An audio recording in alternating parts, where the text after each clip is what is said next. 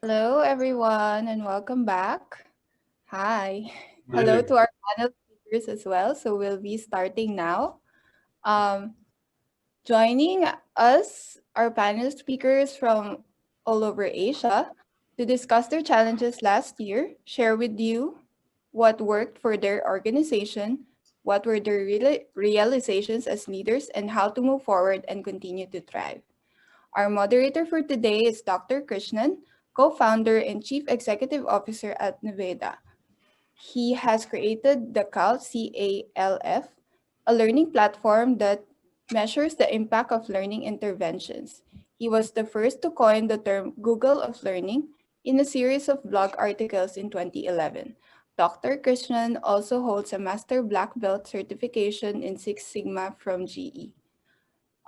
Joining him is Elkian, a techpreneur, international presenter, speaker, and author. Her recent startup, MedHive, is an award-winning business-to-business digital marketplace that provides transparent, efficient, and cost-effective sourcing of medical supplies in developing markets. She is also a founding member of the Singapore Chamber of Commerce and Industry. Huda Hamid is the founder of Fempreneur Secrets, an online community empowering women to start and grow businesses.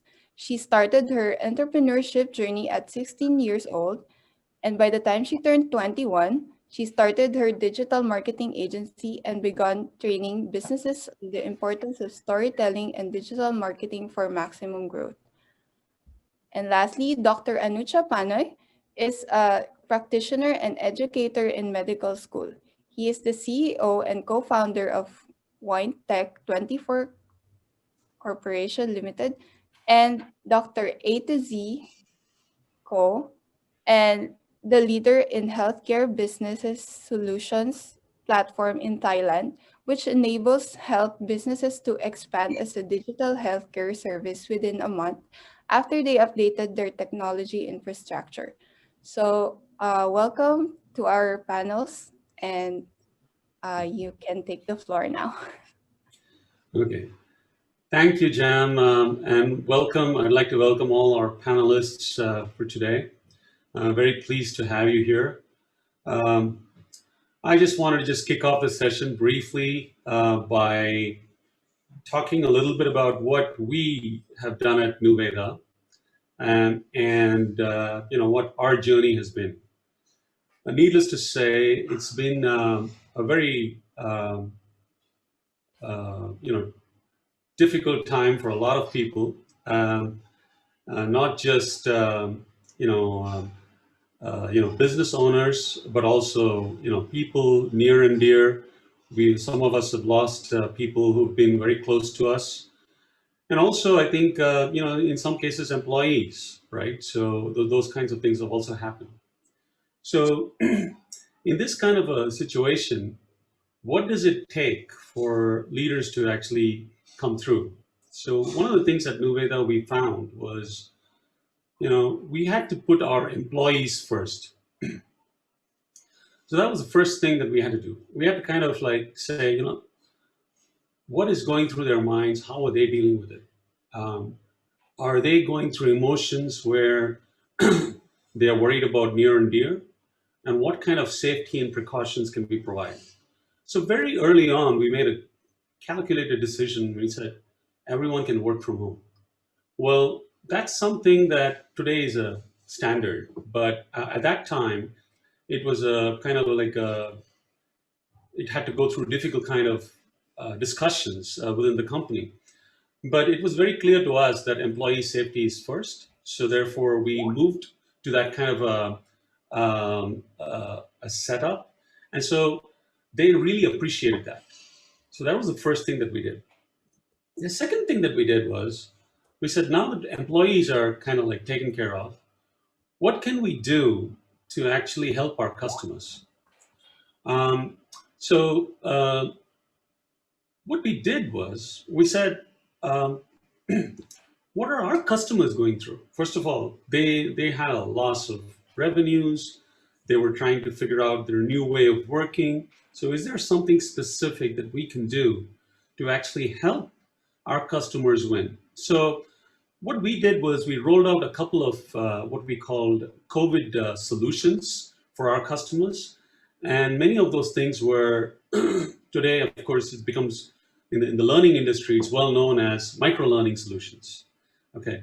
And so those are kinds of things that we were able to launch and provide for our customers. And they really appreciated it because they recognized that they had some assets that could actually be used for micro learning. And the third important thing was how do you stay connected and how do you stay motivated in this kind of an environment? So, whereas we were very, comfortable about getting together in the office and all those kinds of things, suddenly we didn't have that luxury. So we actually had to kind of invent what we call a daily cadence. Every morning at 9:30 in the morning, there's an all hands meeting, and it typically lasts just 15-20 minutes.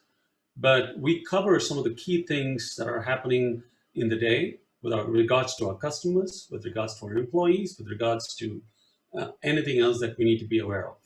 It's a very quick kind of connect. And additionally, we have a social, um, you know, uh, networking site as well that we use to actually keep each other embraced and so on. So different groups are formed, the sales group, the delivery group, the customer support group, all those kinds of things are in there, and they take care of each other. So that came right away from them. I didn't have to actually invent it, but the employees came back with them. So these were some of the key things that we did, which allowed us to actually record the biggest quarter in our history last quarter. Okay, so so just customer centric focus, employee centric focus, and third, staying connected to everything that's going on in the company. Okay. At this time, I would like to invite our fellow panelist, El Kwan, to actually speak. Thanks so much, Krishna, and thank you for your sharing. So I'll just do a brief share as well. All right, so good afternoon, everyone. Can everyone see my screen? I hope you can. Yeah. All right, okay. So my name is El Kwan. I am the co-founder of MedHive, and this is why we exist. We help small hospitals procure medical supplies to achieve better healthcare outcomes with AI-powered technologies. So our product will allow our users to search easily, buy safely, and receive efficiently. So we serve small hospitals, clinics, and institutional buyers in their medical supplies needs. So our platform is curated, transparent, and digital. So just a quick mention of what we do well. We keep our ears on the ground and our sights on trends. We speak to our customers. We haven't stopped doing that since our conception, and we are not afraid to fail. And we have failed many times, and we have corrected many times our direction and our strategy. So the pandemic, of course, brought new problems to the segments that we serve, and these are smaller hospitals. Our pilot program is in the Philippines, which is composed of over 7,000 islands. So it hasn't been easy for these small hospitals to access medical supplies during the old normal. And now in the new normal, and during the pandemic, it was even more challenging. So the thing about our customers, and I'm sure my fellow panelists will agree, is that they actually know their problem, but they don't know how to solve it. They know they have a pain point, but they cannot tell you how to solve it. And so that's why when the pandemic hit, I think we were very well positioned in MedHive to do what we do well, which is serve our segment who we understand. So we are not just, so we are a B2B platform, and some of the people compare us to Lazada or Shopee. More than a Lazada or Shopee, we understand the regulatory issues of hospitals, their compliance issues. We understand that they need third-party evaluation for products that they are considering buying and ordering. And during this pandemic, we were also able to think about what we can do better. And we learned that we need to educate our stakeholders better. And I recently heard someone say that we cannot change, but we can change the way we react to change.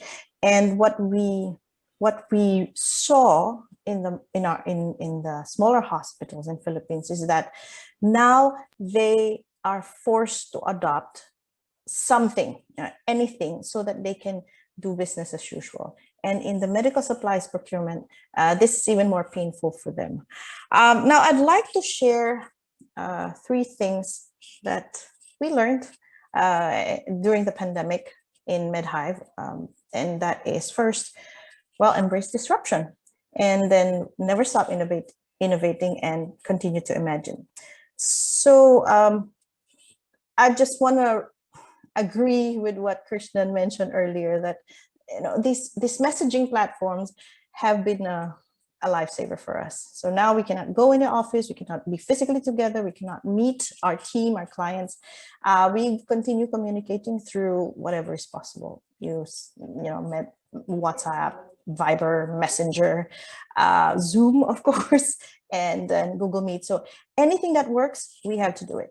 So we did not get distracted with the disruption, but we rolled with it. And then we also had to continue to innovate because now we are facing different challenges.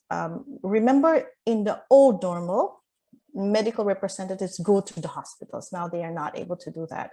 And now we need to ramp up our capability to reach our smaller hospitals and our clinics.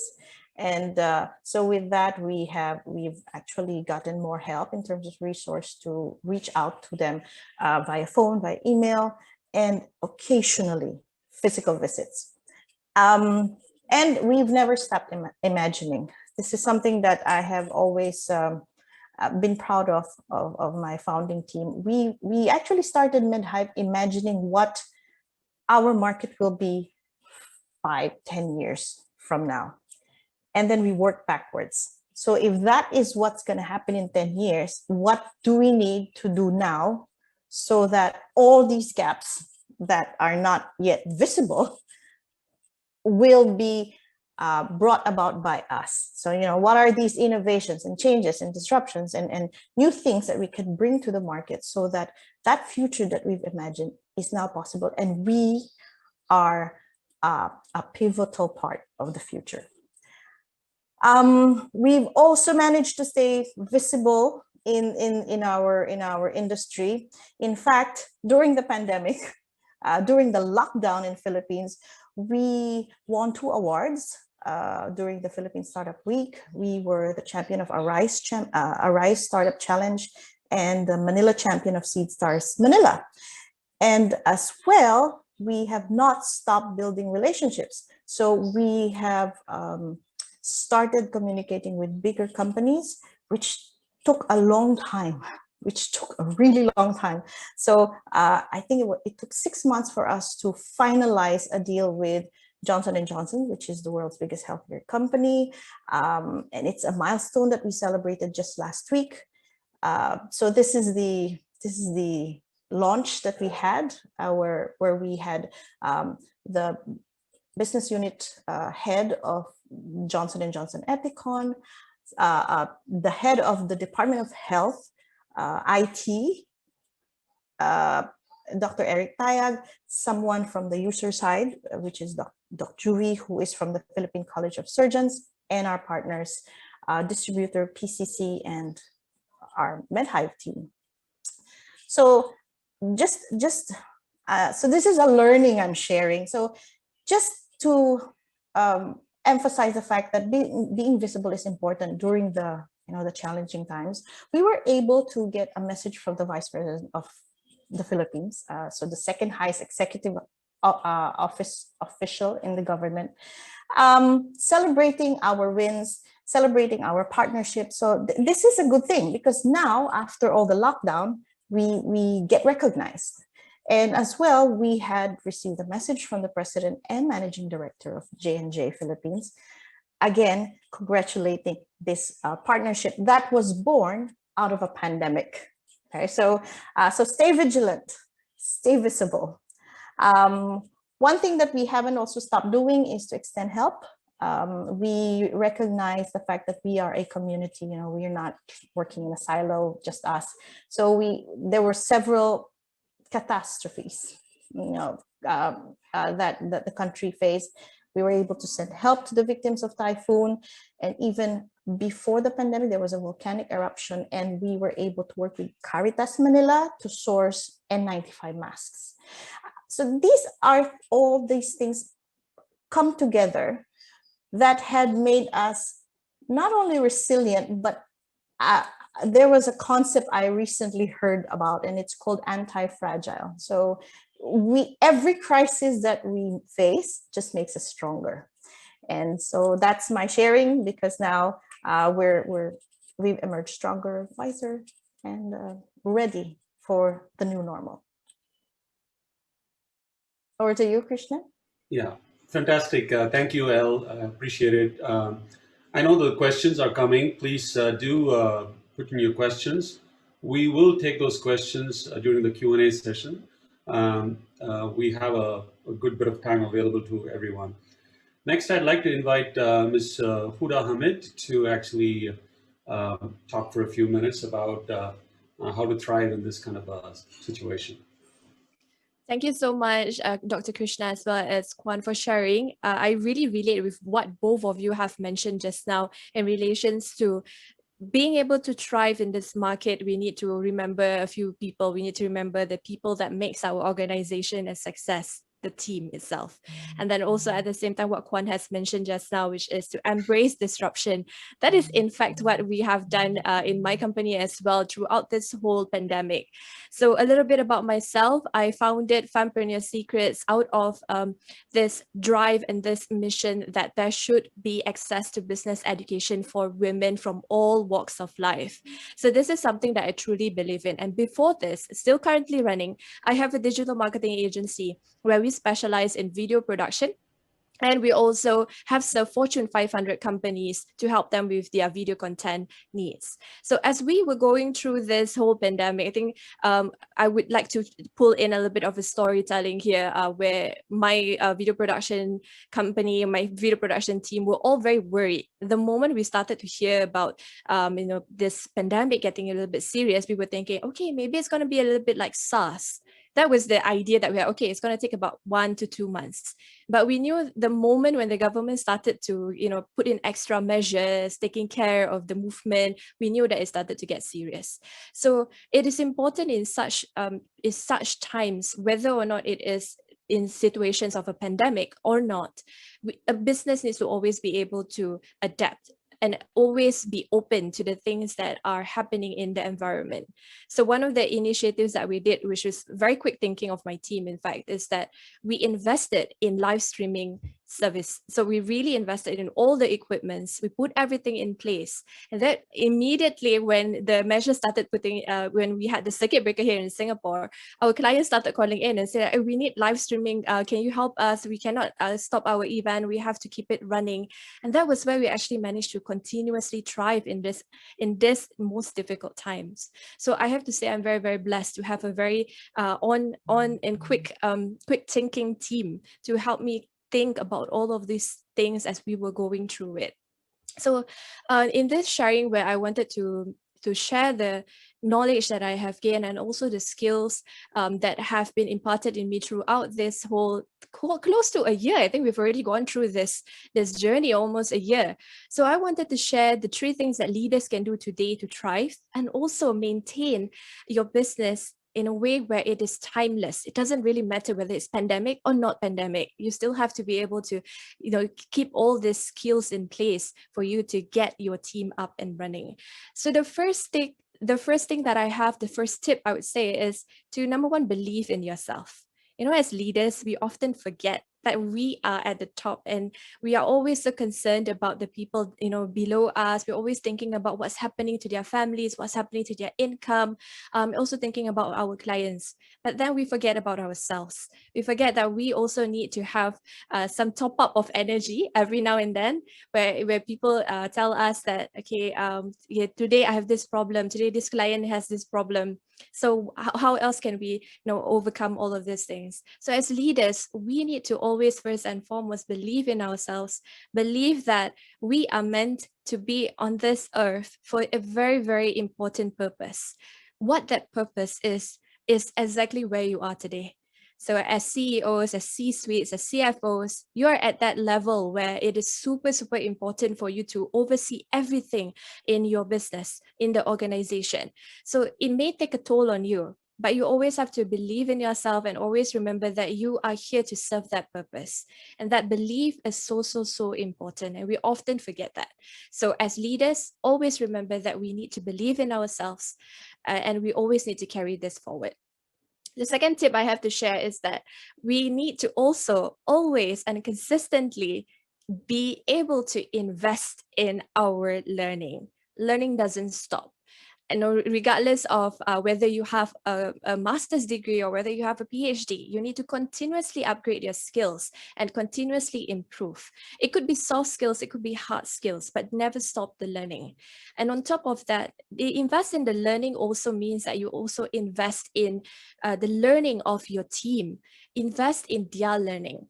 So in my team, what we have is that every month we will actually sit down together in a round table, and we will ask, like, what are some of the skills that you feel you are lacking that you need to improve on? And it's a very open communication. So sometimes they will say, oh, I think I need to learn how to communicate via emails properly. And we will invest our energy, our resources, and sometimes even send them for programs so that they can actually do that. So I have a team that is both virtual as well as local. And though the virtual team itself, they often give me feedback like, oh, I want to learn how I can be more visible on social media. I want to know how I can write captions, very specific things that they want to do in their career. So as leaders, we need to support that as well. Yeah, so it's very important for us to invest in our learning as well as their learning. The final tip that I have is we need to be visible online. Now, leaders, you guys are amazing. For the amount of years that you have been doing your work, you are already amazing.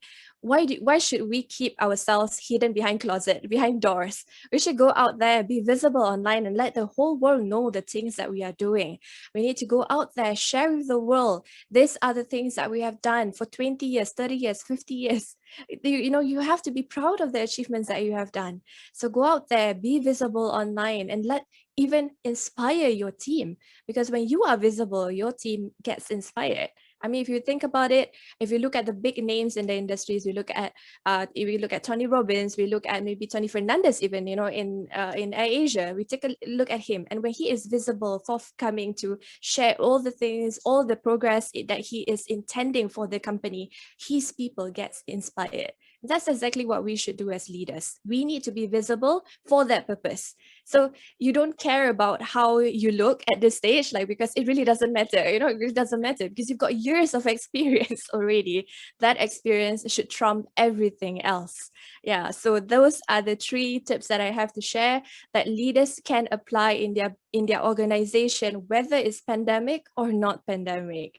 Yeah, so that is the sharing that I have to share with all of you today. Thank you so much. Go back over to Krishnan. Thank you, Huda. Can you hear me now? Oh, perfect. I really appreciate what you just shared. I'd now like to invite Dr. Anucha Banoy to actually um, share his thoughts.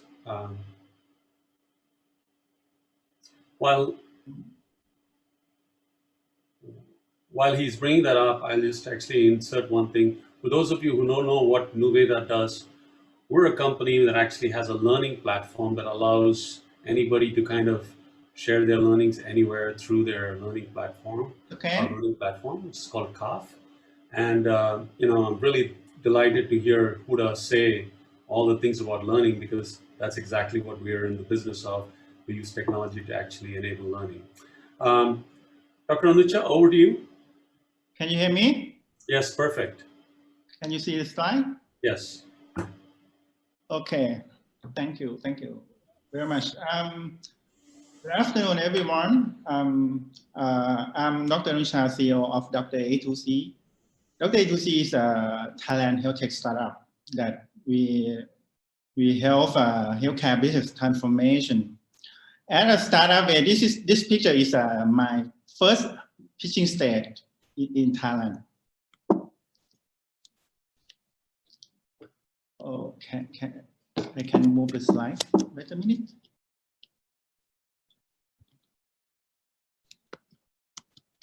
Okay, and now for the first that we start business as a medical tourism.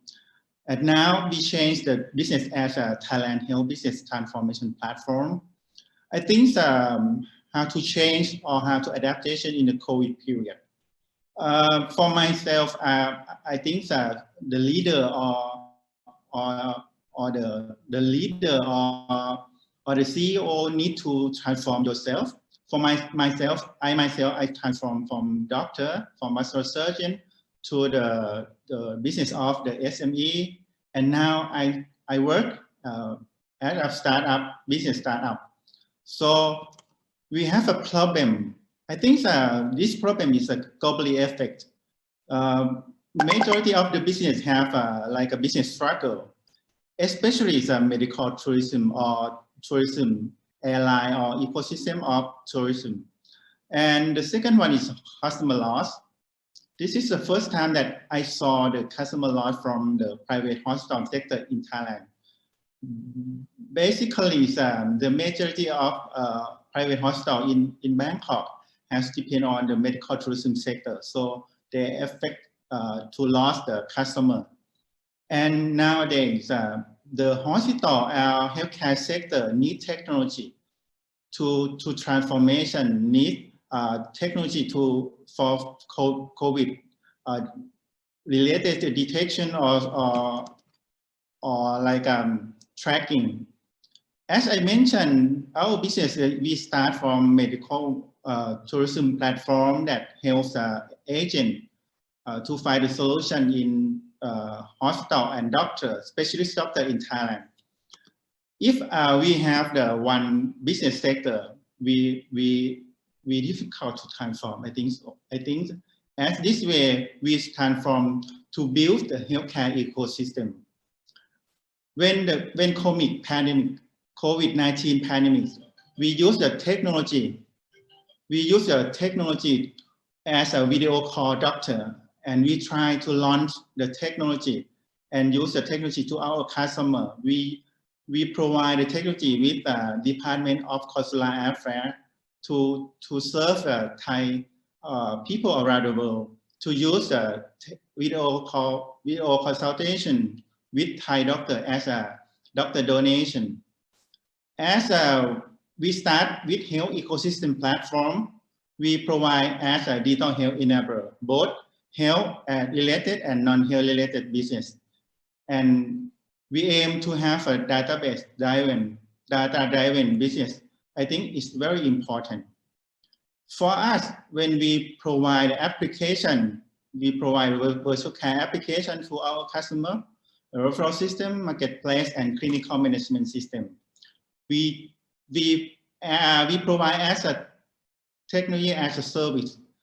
That the majority of the technology that we are provide is external hospital service, such as video consult, telemedicine doctor, the second opinion health package, referral system.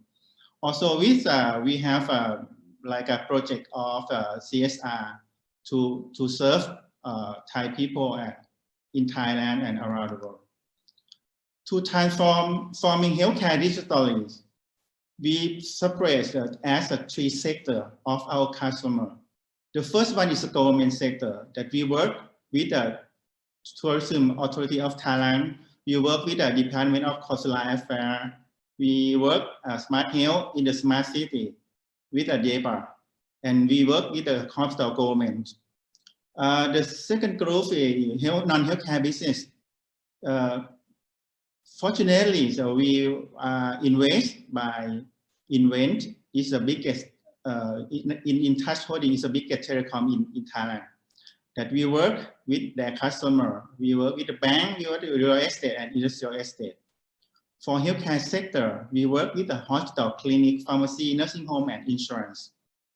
So the overview that we transform, we provide a white labeling to our customer for application and system, and we convince them to use the technology and focus to build to the implement and service after post-care services. After that, we provide a digital marketing to our customer in our ecosystem. And we build the partner. Our partner is not only in healthcare, it means that nursing home, a bank, or another platform as a startup way. Our technology can connect with the API, application programming interface with another ecosystem, such as insurance, pharmacy. I think the last one, but it's the very important at the social response, that we work with the insurance, work with the government, and work like the campaign for COVID consultation. This is the Ministry of the global announcement to Thai people around the world that we work to video consultation. Not only is the COVID-19, it means that another part of the problem of healthcare announced from the Ministry of Foreign Affairs. I think for the business transformation or best practice that we start that our team first. Our team, we need to make trust to our team and use the technology. Fortunately, by the startup way, we use the technology and our staff familiar with the technology, but we need to make trust with them and to change like a new normal part as a work from home, how to KPI or OPR to tracking the result of the work. But more important that you make trust how to fight adaptation to COVID-19. And I think our business after COVID, our business in trend for a society, for technology, for the healthcare services as a digital way. I think this is a trend for, and the trend is a short cut. COVID-19 is to make a short period to use a technology. The doctor or the provider or patient, family are open to use and change their behavior to use the technology. Finally, I think the business way is need to focus your customer. You need to share, you need to build a customer and make trust from the customer, how to help them to change the business model and make more revenue, to keep a sustainable growth or at a startup way. Finally, I will say, don't be afraid to be changed. You might lose something good, but you will gain something better. As a business way, you need to focus on your customer, right? Thank you so much.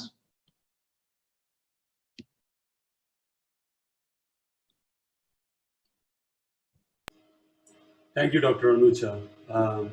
That was really informative, and thank you for all those good words on customer focus and focus on the business, and yeah. So overall, it's great that you've built an ecosystem that really survives this thing. I have something to share. Sure. As we know, we have like a new platform of social media as Clubhouse. Our speaker, do you use a Clubhouse or not? Wow, a very good question. they're coming from a panelist. Yeah. So I think Clubhouse is actually the next trend. I think it's a very, very interesting thing to look at. Clubhouse is a new app, but currently it's only accessible for people who have iOS. So if you're using any Apple products, iPad, iPhone, you can access it. So I personally find that Clubhouse is a very interesting platform for us to share our knowledge. And it is beautiful because it's just audio. You don't really have to put your face up front. It's very beneficial for me because I don't have to put the hijab on. So yes, that's something that I wanted to share there. So Dr. Anusha, I use Clubhouse. I'm sure you are on Clubhouse as well. So I think it's a very good platform for people to share their expertise. Yeah. Absolutely. But I think to be, to bring it back to this discussion here, one of the things that I wanted to say is if you have any comments, feel free to put that Q&A. Please keep adding your questions in there. I will come around to each one of you and ask a question or two regarding what you do. So first, let me just ask a quick question for El Kwan. El, if you were to say, what is the one, you talk a lot about innovation and using the opportunity of, this COVID-19 to actually disrupt, if you like, right? So you spoke about that. Now, tell us a little bit more about that because, that kind of thought process just doesn't happen overnight. But something deep must have been felt. What was it that you felt? And what is it that your team felt so that you guys had to do what you had to do? Right. So totally agree.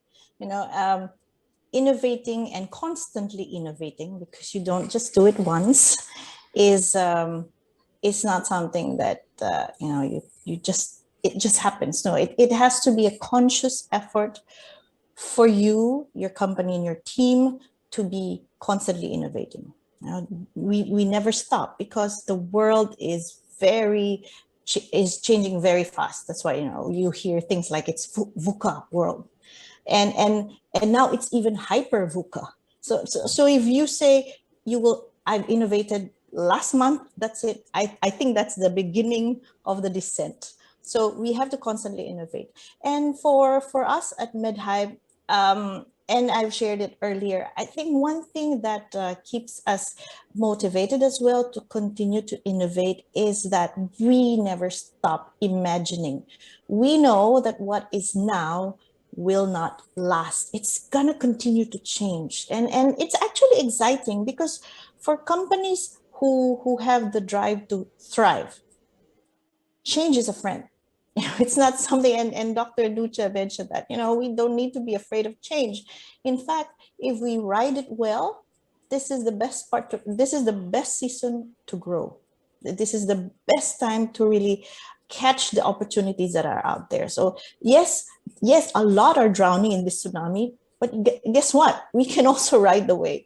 So for us, we start by really imagining the future. And I keep saying this because this is one thing that a lot of leaders now have forgotten to do because they're very busy with everyday operation, firefighting.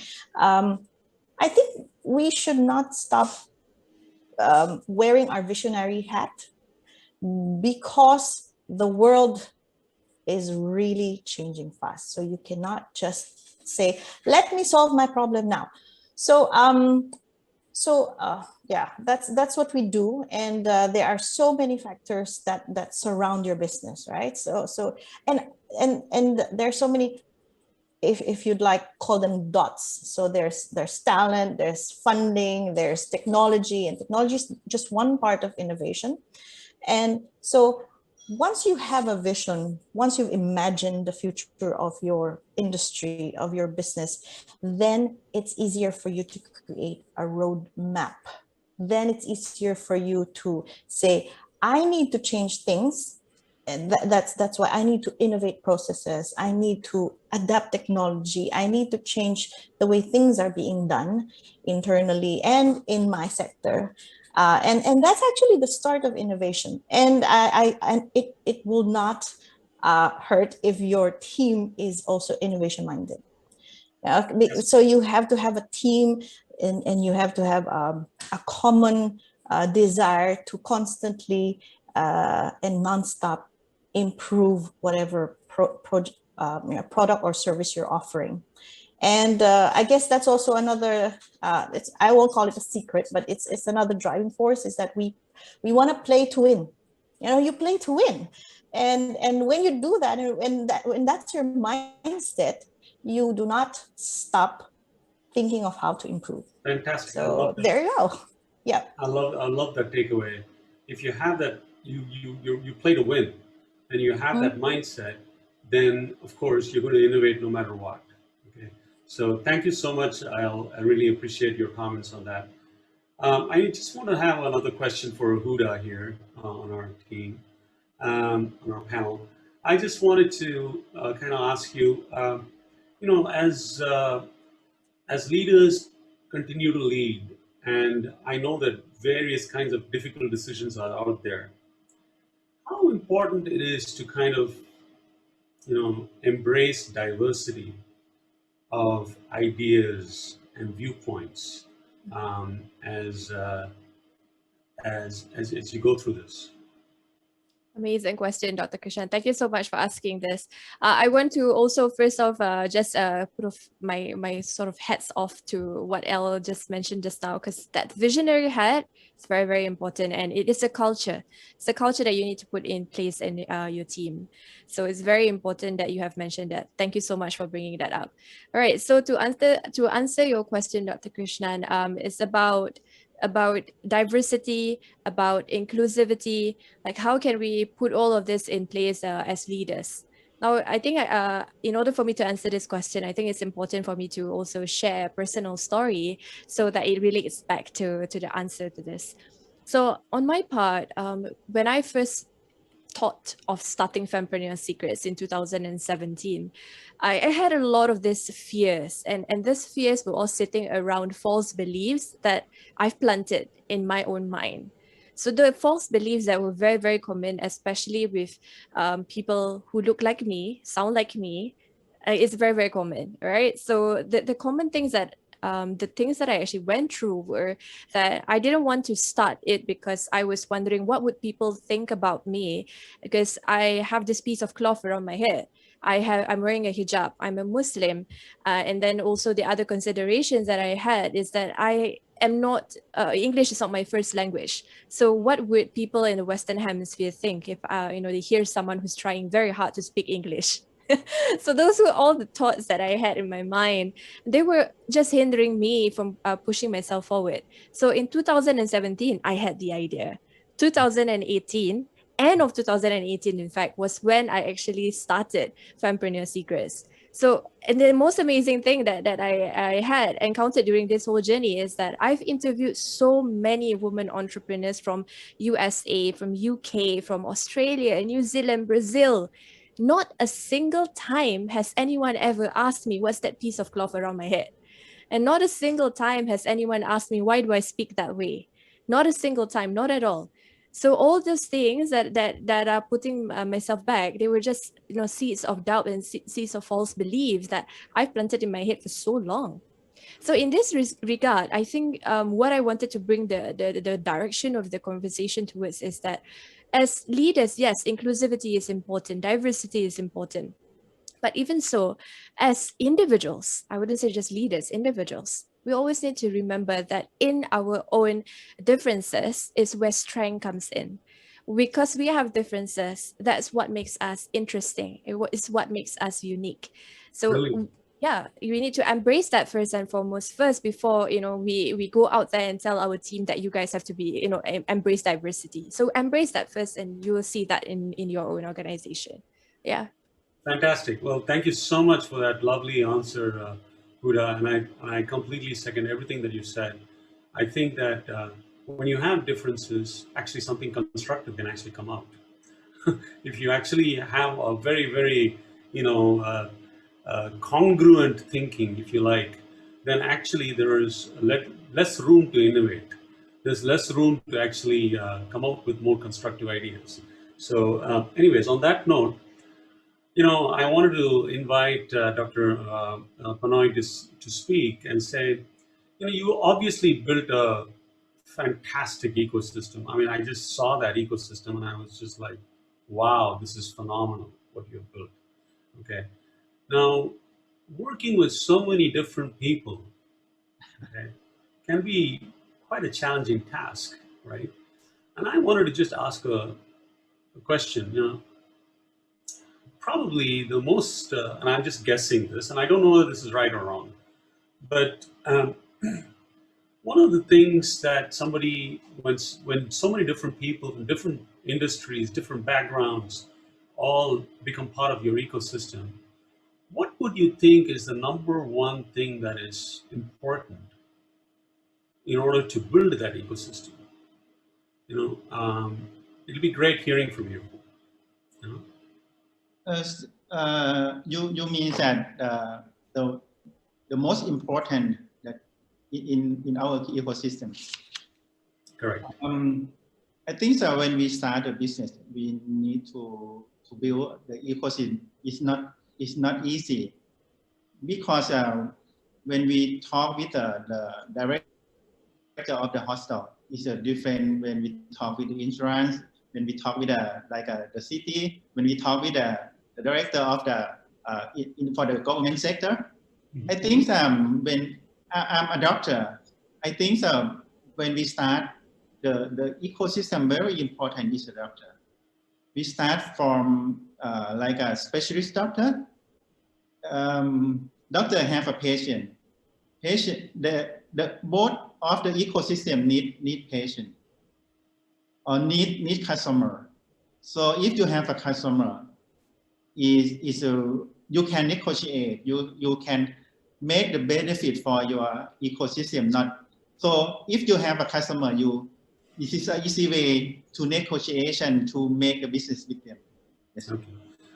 So if I can kind of extrapolate that, can I extrapolate that to trust, to building trust with others? Yes.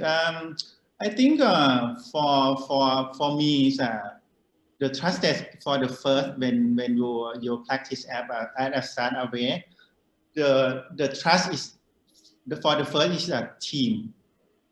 The team, especially is a management team. This is the way that the team is very important. When you make a team, you recruit a team. Many times that our partner to talk with me about your team is very good, very nice, very professional. I think that this is not way that no way is that like a shortcut. Sometimes you need timing to make a trust. But the first is your team potential, your business way, your business collaboration, everything to make trust with our partner. Okay. Fantastic. Well, you know what? I'm listening to all of you. It just kind of like really gets my thoughts going here. And one of the things that I will say is kind of interesting is, I spoke about how we at Nuveda, when we were building this CAF platform and how we kind of like did a couple of solutions specifically for customers, right? I spoke about that. One of the things that I actually found was extending this trust factor when your customers are really needed. When actually, they don't have revenues to speak of, and you're coming there and saying, you know what, hey, I'm ready to help you. Well, guess what? They don't even have time for you. How will they even listen to you? Right? Unless they trust you. Yes. I need something to share. Yes. I just talked with the investor. The investor told me that your business model like you help your partner. It's not help yourself. I think if when we negotiate with partner in healthcare ecosystem, if they not believe or trust in your, if they not get a more profit, they don't want to talk with you. Absolutely. Absolutely, right? So precisely. So therefore, unless you're able to actually come forward and actually talk from a position of, trust, nobody will take you seriously, right? And this is something that we discovered very early. We are fortunate to have customers who trusted us, and that's why, as I said, we had our best quarter last quarter. So so I really feel like these kinds of things at the end of the day, if you actually look at it, it has more to do, if I might just say this, there are any number of technology tools, right? It can be Clubhouse, it can be Slack, it can be messaging, it can be whatever. But at the end of the day, when we want to win, and when our employees want to win, it all comes down to human principles, right? It has technology can do anything, but at the end of the day, we're all human beings. So that's interesting as I'm just seeing this consistent theme across everything that all of you have shared here. At this point, I just wanted to invite some questions from the audience. I think it's a good time to kind of like take some questions. Let me see. There was one question for L. Okay, what percentage of your success do you attribute to your technology, to the use of technology? Oh, okay. So I am going to attack that answer from taking off from what Krishnan just said. So yes, trust, human connection, and is more important than the technology. And it's something that will not change. Technology is an enabler. It's an enabler, right? It's not the end all be all. And so in an industry like healthcare, Dr. Anucha is in healthcare, we cannot rely entirely on technology. So even doctors, there's no way doctors will be replaced by robots, but doctors who don't use robots may be replaced by doctors who use robots, right? So in the same way, in procurement, we do not see an entirely automated process because humans will still be there. In fact, this is one of the earlier challenges we faced. We thought, and this is one, I would call it a lesson. We thought that you present a technology that makes life easier and everyone will jump and say, yes, I want it.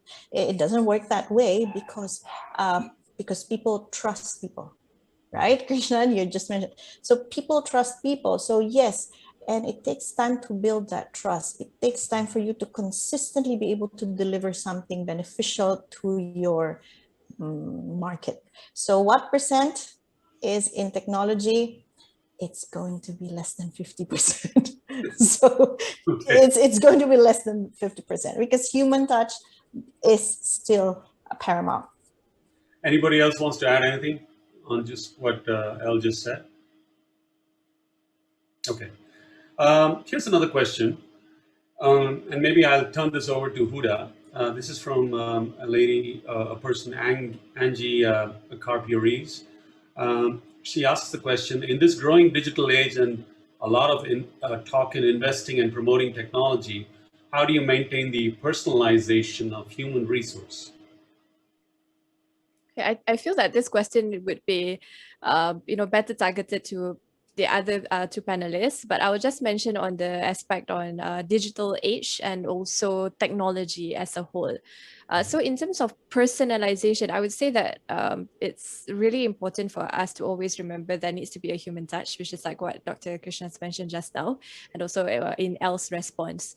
So a simple thing that you can do in personalization in the digital era is just by calling them by their name. That is as simple as it is. So when you're sending out any mailers or any, any broadcast to your audiences, always remember to include their first name.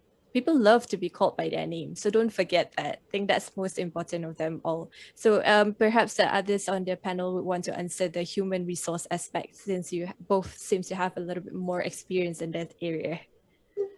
Sure. I think I'll turn it over to Dr. Anucha. Maybe you have anything to add, Dr. Panay? I think the technology is, as Ellie said, the technology is not replaced on human touch. And I think, and nowadays, the most important is the team building for, when we look for the developer is one of our problem.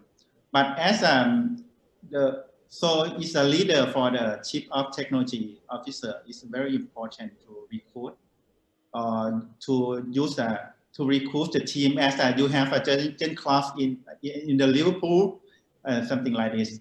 And the second one is the technology is very important, that our CTO to make recruit the technology to more suitable for our team. This is the way that we provide. Maybe share something like this. Perfect. Also, I think that I think Huda said it right. I think that at the end of the day, people want to be recognized. So if you actually noticed, I practiced what I preached, where I called out the person's name, Angie Carpio Reyes. Thank you for asking that question. Okay. All right. Let me ask the next question. Maybe I'll turn it over to Elle. How do you leaders stay connected with your teams? And maybe you can be quick about it. All of us can actually quickly talk about how we stay connected. It'll be great to get some ideas. Maybe I'll turn it over to everyone. So first, Elle, go ahead. Yeah, Google Meets, Zoom, it does the trick. Yes, it does the trick. Quick messages would be via Messenger, WhatsApp. Okay. It works. Okay, super. Okay, Huda? Yeah, so for me and my team, especially those working remotely, I always feel that my tone is always gotten lost in translation, usually when you send emails or messages. So I tend to send voice notes. And no matter how long it is, the voice notes actually, perceive exactly how I feel, and also what is intended to be said. It helps to improve their morale. That's the most important of them all. They hear that they're connecting to a human and they're not just working behind a screen. Yeah, so that's for me. That really helps my team. Okay, Dr. Panay?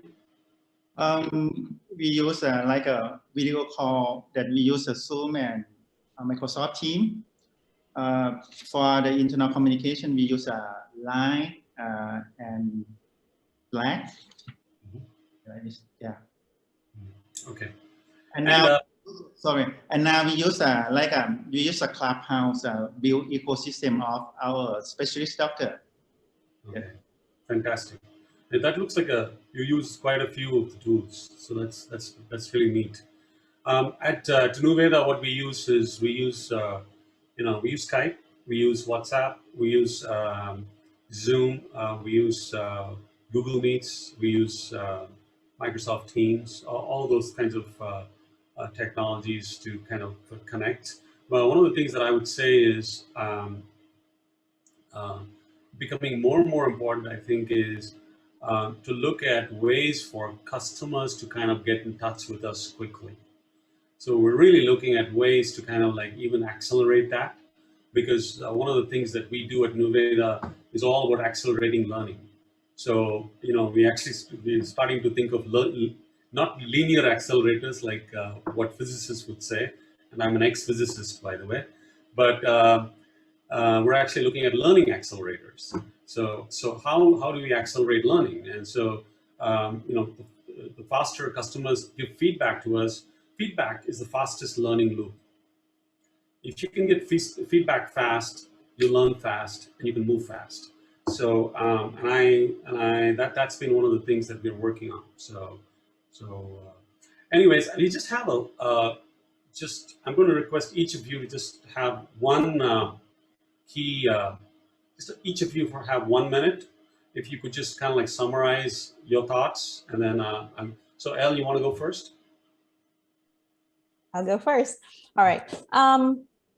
So if it's just one word that I would leave with the audience, it's really imagine. Imagine your future, and then find out where you fit in that future. And then you will be able to find out which dots are missing, and then create those dots. Create those dots so that you are the missing link for that future to happen. And then you'll be very, very important and valuable.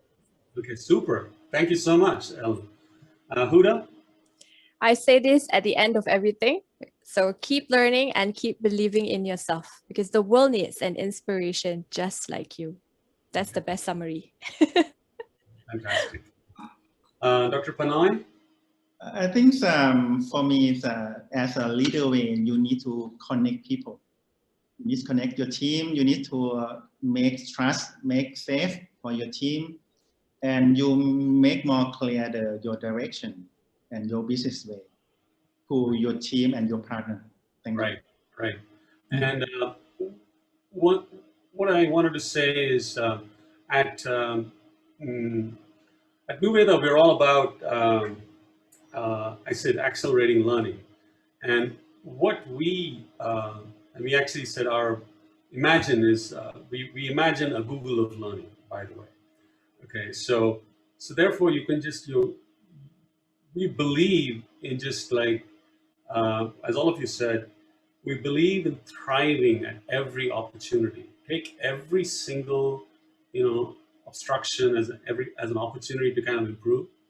Take it as a feedback and just push forward. So that's how you thrive, and that's how you win. And I think thank you all for a great session. I really enjoyed it myself, and I learned a few things. Thank you so much. Okay, appreciate it. Bye now. Over to you. Thank you. Thank you. Thank you so much. Thank you.